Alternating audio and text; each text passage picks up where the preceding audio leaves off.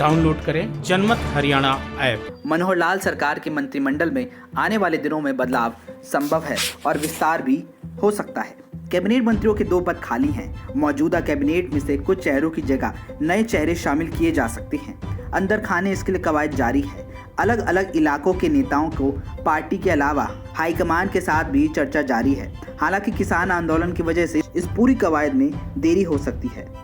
बड़ौदा उपचुनाव के नतीजे आने के बाद से ही कैबिनेट में बदलाव और विस्तार की संभावना जताई जा रही थी। कहा जा रहा है कि इस मामले को लेकर सीएम मनोहर लाल बीजेपी के राष्ट्रीय अध्यक्ष जेपी नड्डा के साथ एक दौर की बैठक भी कर चुके हैं। साथ ही डिप्टी सीएम दुष्यंत चौटाला के साथ भी इस मुद्दे पर मुख्यमंत्री विचार विमर्श कर चुके हैं।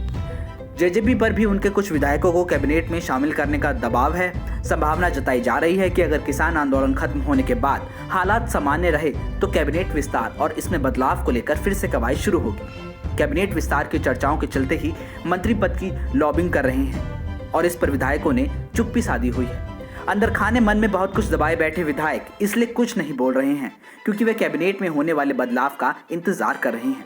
बेशक कैबिनेट में सीमित जगह बची है, लेकिन फिर भी कई विधायक अपने अपने हिसाब से गोटियां फिट करने की जुगत में हैं। कोई जातिगत समीकरण बिठाने की जुगत में है, किसी को एरिया के हिसाब से अपना नंबर लगाने की उम्मीद है, तो कोई मुख्यमंत्री से नजदीकी के चलते ही कैबिनेट में जगह पाने की जुगत में लगा हुआ है। कहा यह भी जा रहा है कि पिछले दिनों अहिरवाल के एक मंत्री को कैबिनेट से ड्रॉप करने के मुद्दे पर सीएम ने दिल्ली स्थित हरियाणा भवन में केंद्रीय मंत्री राव इंद्रजीत सिंह से बातचीत भी की।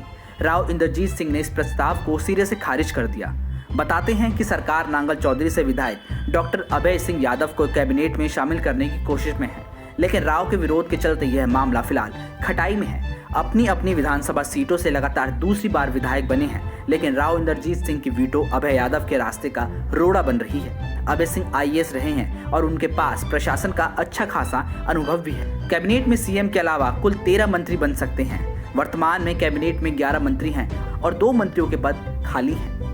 जेजेपी के साथ समझौते के तहत कैबिनेट में खाली मंत्रियों के 2 पदों में से एक जेजेपी के कोटे में जाएगा।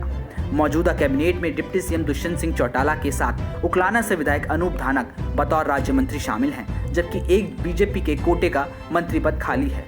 दुष्यंत सहित जजपा के 10 विधायक हैं। अनूप धानक के मंत्री पद के अलावा 4 विधायकों को बोर्ड निगमों की चेयरमैनी मिल चुकी है। नारनौल से विधायक राम कुमार गौतम, जुलाना से विधायक अमरजीत सिंह ढांडा, टोहाना से विधायक देवेंद्र बबली और बरवाला से विधायक जोगीराम सिहाग को कोई पद नहीं मिला है। जोगीराम सिहाग को हाउसिंग बोर्ड का चेयरमैन नियुक्त किया था, लेकिन उन्होंने किसान आंदोलन का समर्थन करते हुए चेयरमैनी से इनकार कर दिया। देवेंद्र बबली को कैबिनेट मंत्री बनाए जाने की प्रबल संभावना जताई जा रही है।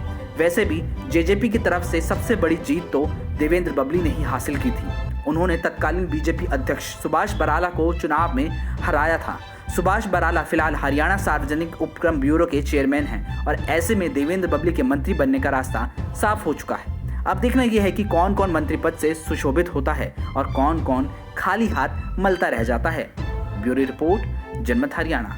राजनीति के आगे, राजनीति के पीछे, हर हलचल को जानने के लिए हमारे YouTube चैनल जनमत हरियाणा को लाइक करें, सब्सक्राइब करें और अपडेट रहने के लिए बेल आइकन दबाना ना भूलें। देखते रहें जनमत हरियाणा, सच के अलावा कुछ भी नहीं।